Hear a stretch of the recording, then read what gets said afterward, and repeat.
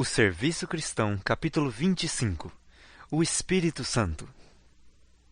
A promessa. A nós hoje, tão certamente como aos primeiros discípulos, pertence a promessa do Espírito. Deus dotará, hoje, homens e mulheres com poder do alto, da mesma maneira que dotou aqueles que no dia de Pentecoste ouviram a palavra de salvação. Nesta mesma hora, seu Espírito e sua graça se acham à disposição de todos quanto deles necessitam e lhe pegarem na palavra. A promessa do Espírito Santo não é limitada a algum século ou raça. Cristo declarou que a divina influência de seu Espírito estaria com seus seguidores até o fim. Desde o dia do Pentecoste até o presente, o Confortador tem sido enviado a todos os que se rendem inteiramente ao Senhor e a seu serviço. Deus deseja refrigerar seu povo mediante o dom do Espírito Santo, batizando-os novamente em seu amor. Não é necessário que haja na Igreja falta de Espírito Santo. Depois da ascensão de Cristo, o Espírito Santo desceu sobre os discípulos expectantes, crentes e entregues à oração, numa plenitude e poder que tocou todo o coração. Futuramente, a terra há de ser iluminada pela glória de Deus. Daqueles que se acham santificados pela verdade, resultará para o mundo uma influência divina. A terra será circundada por uma atmosfera de graça.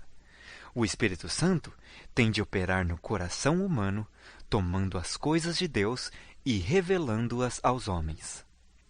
É certo que no tempo do fim, quando a causa de Deus na terra estiver prestes a terminar, os sinceros esforços dos consagrados crentes, sob a guia do Espírito Santo, serão acompanhados por especiais manifestações de favor divino.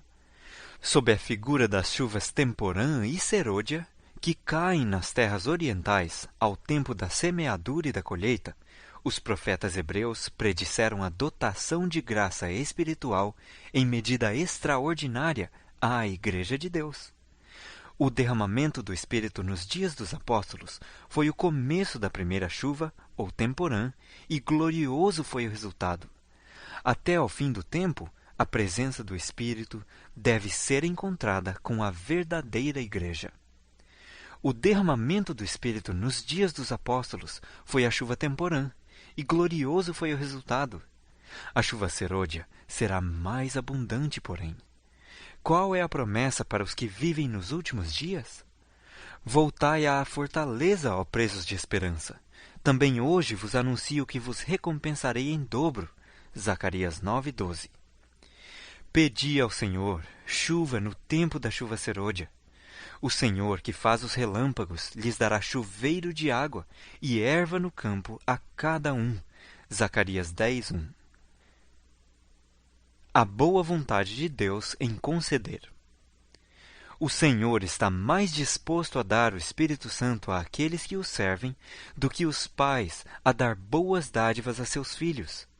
Em todos os tempos e lugares, em todas as dores e aflições, quando a perspectiva se figura sombria e cheio de perplexidade o futuro, e nos sentimos desesperados e sós, o Consolador será enviado em resposta à oração da fé. As circunstâncias podem nos separar de todos os amigos terrestres.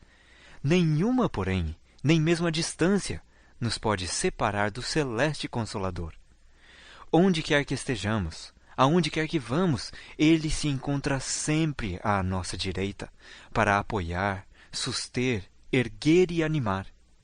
Manhã após manhã, ao se ajoelharem os arautos do Evangelho perante o Senhor, renovando-lhe seus votos de consagração, ele lhes concederá a presença de seu Espírito com o seu poder vivificante e santificador.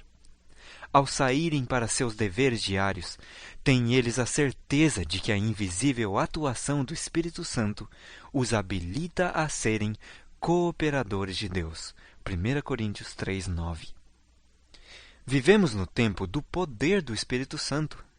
Ele está procurando difundir-se mediante os instrumentos humanos, aumentando assim sua influência no mundo. Condições para recebê-lo. O Espírito Santo virá a todos quantos pedem o pão da vida para o dar aos semelhantes. Ao unirmos o nosso coração ao de Cristo e pormos a nossa vida em harmonia com a sua obra, virá sobre nós o Espírito que caiu sobre os discípulos no dia de Pentecoste. Não é por qualquer restrição da parte de Deus que as riquezas de sua graça não afluem para os homens neste mundo. O Espírito aguarda nosso pedido e recepção. Uma vez que este é o meio pelo qual havemos de receber poder, por que não sentimos fome e sede pelo dom do Espírito? Por que não falamos sobre ele, não oramos por ele e não pregamos a seu respeito? Se o cumprimento da promessa não é visto como poderia ser, é porque a promessa não é apreciada como devia ser. Se todos estivessem dispostos, todos seriam cheios do Espírito. Cada obreiro devia fazer sua petição a Deus pelo batismo diário do Espírito. Grupos de obreiros cristãos se devem reunir para suplicar auxílio especial, sabedoria celestial, para que saibam como planejar e executar sabiamente. Especialmente devem eles orar para que Deus batize seus embaixadores escolhidos nos campos missionários com uma rica medida do seu Espírito.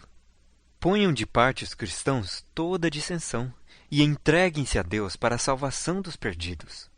Com fé, peçam a bênção prometida e virá. Os discípulos não pediram a bênção para si mesmos. Achavam-se oprimidos ante o sentimento de sua responsabilidade pelas almas. O Evangelho devia ser levado aos confins da terra e eles reclamaram a concessão do poder que Cristo prometera. Foi então que o Espírito Santo foi derramado, sendo convertidos milhares num dia. Cristo prometeu o dom do Espírito Santo à sua igreja, e a promessa nos pertence da mesma maneira que aos primeiros discípulos. Mas como todas as outras promessas, é dada sob condições. Muitos há que creem e professam reclamar a promessa do Senhor. Falam acerca de Cristo e acerca do Espírito Santo, e todavia não recebem benefício. Não entregam a alma para ser guiada e regida pelas forças divinas. Não podemos usar o Espírito Santo. Ele é que deve servir-se de nós. Mediante o Espírito, opera Deus em seu povo tanto o querer como o efetuar segundo a sua boa vontade. Filipenses 2:13. Mas muitos não se submeterão a isso. Querem dirigir a si mesmos. É por isso que não recebem o celeste dom. Unicamente aos que esperam humildemente em Deus, que estão atentos à sua guia e graça, é concedido o Espírito. O poder de Deus aguarda que o peçam e o recebam. Essa prometida bênção, reclamada pela fé, traz após si todas as outras bênçãos. É concedida segundo as riquezas da graça de Cristo, e Ele está pronto a suprir toda a alma segundo sua capacidade para receber. O grande derramamento do Espírito de Deus, o qual ilumina a terra toda com sua glória, não ocorrerá sem que tenhamos um povo esclarecido, que conheça por experiência o que representa ser cooperador de Deus.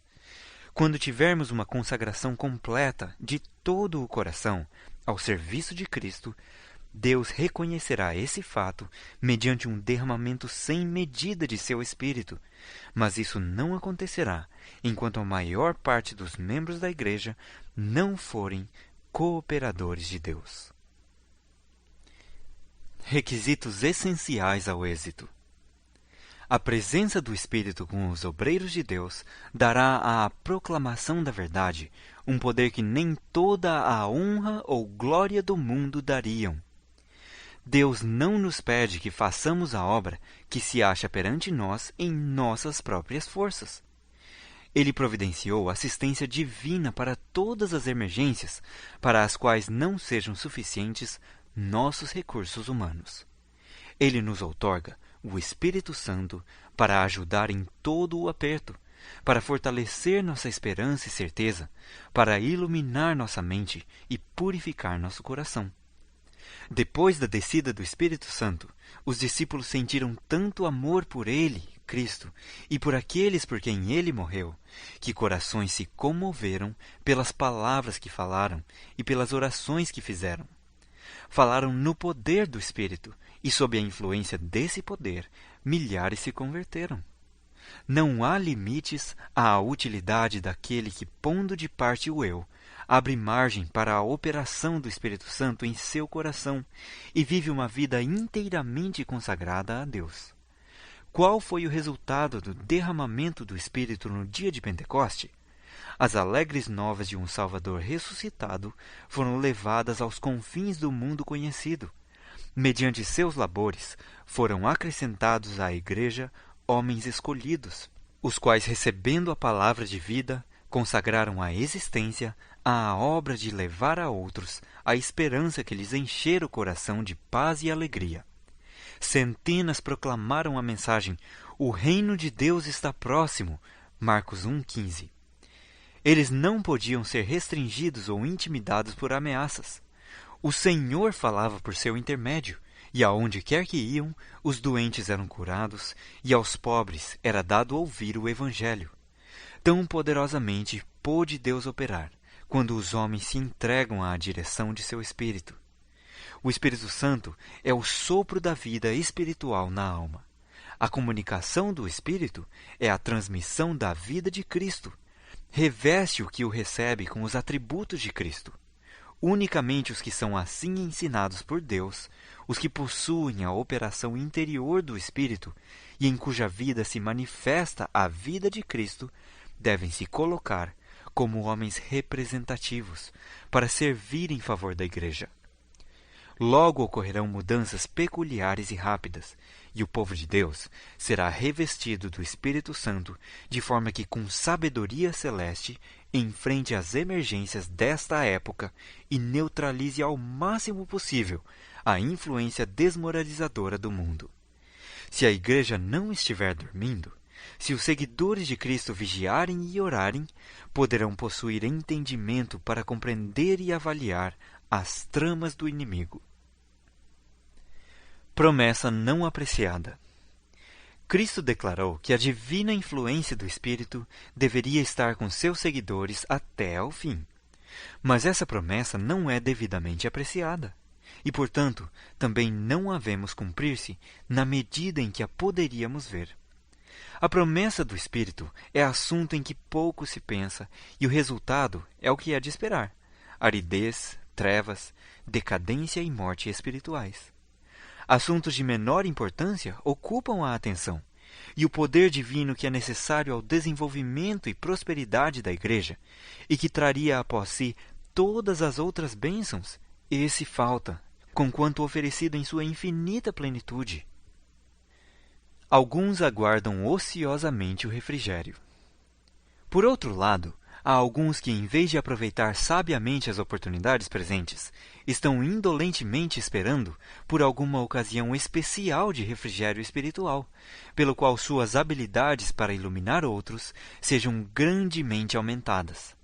Eles negligenciam os deveres e privilégios do presente e deixam que sua luz se apague, enquanto esperam um tempo em que, sem nenhum esforço de sua parte, sejam feitos os recipientes de bênçãos especiais, pelas quais sejam transformados e tornados aptos para o serviço. O sucessor de Cristo. O Espírito Santo é o representante de Cristo, mas despojado da personalidade humana e dela independente. Limitado pela humanidade, Cristo não poderia estar em toda parte em pessoa. Era, portanto, do interesse deles que fosse para o Pai e enviasse o Espírito como seu sucessor na terra.